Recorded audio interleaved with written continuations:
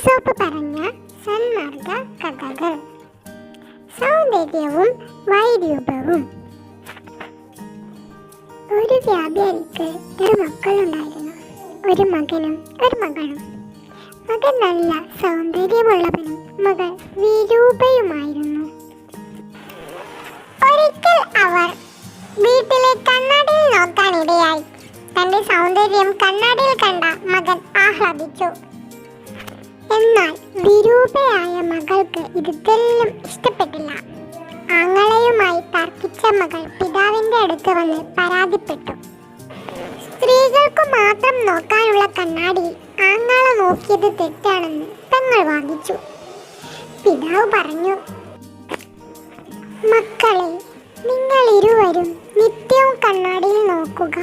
മകൻ സുന്ദരനാണ്, പക്ഷെ ചീത്ത പെരുമാറ്റത്തിലൂടെ നീ സൗന്ദര്യം ഇല്ലാതാക്കരുത്. മകൾക്ക് വൈരൂപ്യമുണ്ട്, പക്ഷേ നല്ല പെരുമാറ്റത്തിലൂടെ ആ വൈരൂപ്യത്തെ സൗന്ദര്യമാക്കി മാറ്റാൻ നിനക്കാവും. രണ്ടുപേരും പരസ്പരം കുറ്റപ്പെടുത്തി സമയം കളയാതെ അതിനായി ശ്രമിക്കുക.